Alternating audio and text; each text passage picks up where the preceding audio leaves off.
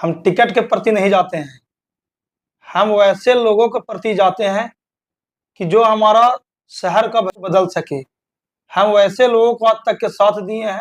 देखिए, जिस गांव में हमारा जन्म हुआ, उस गांव के मिट्टी या पानी में एक प्रतिनिधित्व करने की ताकत है। हमारे गांव के लोग पूरे विश्व के 36 देशों में हैं। आप देख रहे हैं विजन आजकल और मैं हूं इमरान अली। हम रखते हैं आपका सवाल, उठाते हैं जन सरोकार का मुद्दा। आज हमारे साथ बातचीत करने के लिए हमारे स्टूडियो में युवा नेता निशांत कुमार हैं। राजनीति को लेकर मैं एक छोटी सी बात जरूर कह दूं। निशांत कुमार शेरघाटी के फ्यूचर हैं और आने वाले समय में ये बेहतर करें और राजनीति में अच्छा मुकाम पाएं। हम इसको लेकर सबसे पहले तो निशांत जी, स्वागत है आपका विजन आजकल में। पहले तो मैं आपको चैनल को धन्यवाद देना चाहता हूं कि आपका चैनल शेरघाटी के बारे में और शेरघाटी के लिए हमेशा अग्रसर रहता है। Thank you.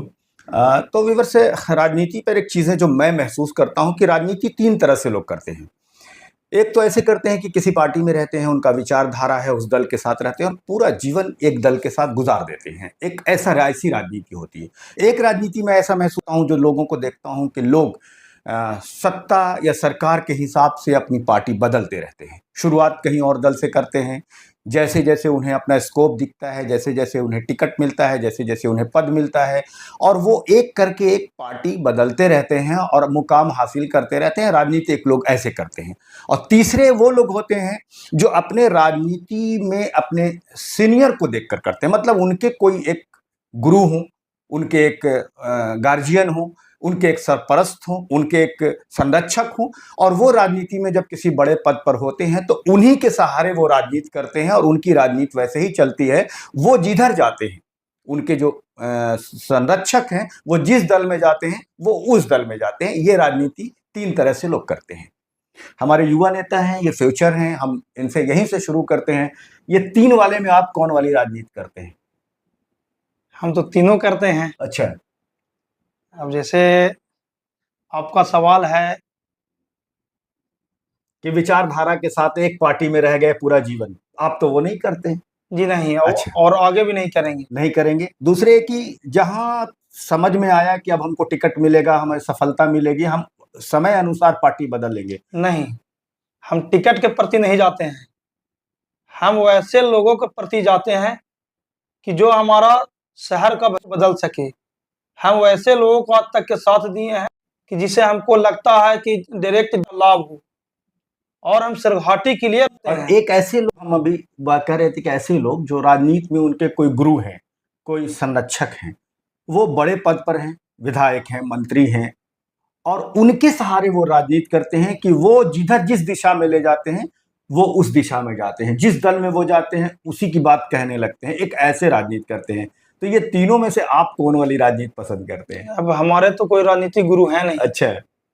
हमारा राजनीतिक गुरु हमारा हालात है जी। हमारे शहर का मुद्दा है, हमारे लोग हैं। चलिए, तो हम आगे आपसे मैं सवाल पहला ये करें कि आप कैसे शुरुआत हो गई आपकी राजनीति में कि हम राजनीति ही करें? ये भावना कैसे आ गई? आप पढ़ लिख के ऑफिसर भी बन सकते थे, दूसरे क्षेत्रों में जा सकते थे, व्यवसाय कर सकते थे, पुलिस ऑफिसर बन सकते थे, यूपीएससी बीपीएससी कर सकते थे। ये राजनीति में आने का क्यों ये जज्बा, ये भावना क्यों आ गई आप में? ये कब से आई? देखिए, जिस गांव में हमारा जन्म हुआ, उस गांव के मिट्टी या पानी में एक प्रतिनिधित्व करने की ताकत है।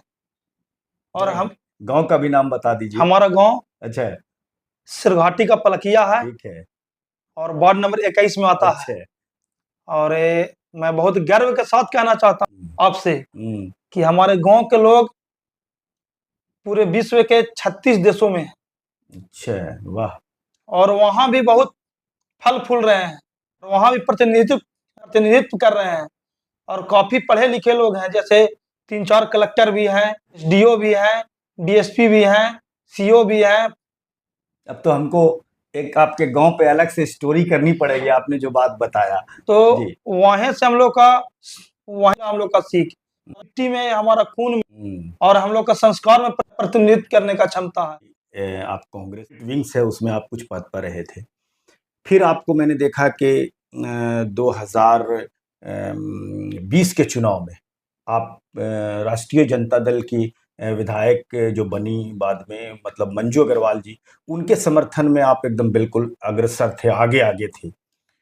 फिर मैंने देखा कि उससे पूर्व मैंने देखा था कि आप पप्पू यादव जी की पार्टी जन अधिकार पार्टी में भी आपका हम कहीं कहीं नाम देखा, और शायद जो भवानी सिंह जी थे वो कुछ बड़े पद पर थे इमामगंज के, और वो उनसे आप के अच्छे रिश्ते हैं और इस कारण शायद आप उसमें रहे। अभी वर्तमान में मैं देख रहा हूं कि आप पवन किशोर जी के साथ में हैं, और पवन किशोर जी जिस दल की तरफ उनका झुकाव है उस तरफ रहते हैं, वो जीतते रहते हैं। क्या बात है, इस बार क्या उम्मीद लगाएं आप जिनके साथ हैं, क्या हालात हैं? हालात बहुत बढ़िया हैं और पवन किशोर जी जीतेंगे। और हमें जहां तक उम्मीद है 30 से 35 हजार वोटों से हम लोग सिरहाटी से। एक बार जयपुर पर चर्चा हुआ था और आपने कहे थे कि सिरहाटी का अगला चेयरमैन बनेगा, तो हमने आपसे कहे थे, आप याद रखिएगा जी जी बिल्कुल। कि इस सिरहाटी का चेयरमैन चाहे तो जयंत कुमार सिंह, अगर जयंत कुमार सिंह पूर्व चेयरमैन नहीं लड़े तो उन्हीं का घर पवन किशोर।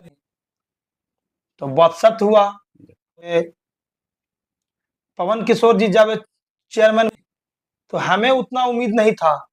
इसके पहले उनके बारे में हम बहुत कम जानते थे। हमें भी लगा कि दिल्ली से आए हैं, वकालत की पढ़ाई करके दिल्ली से, तो उसी टाइप में होंगे, शहरी की तरह होंगे और नेताओं की तरह होंगे, लेकिन हमारा सोच से बहुत ऊपर निकले। लगातार जनता के बीच में बने रहे, बीच में हल्ला भी हुआ, राजकुमार हैं वो घर से नहीं निकलेगा, लेकिन 2.5 साल के अंतराल में साल नगर परिषद का हो गया चुनाव का, उन्होंने विकास का एक अंबार लगा।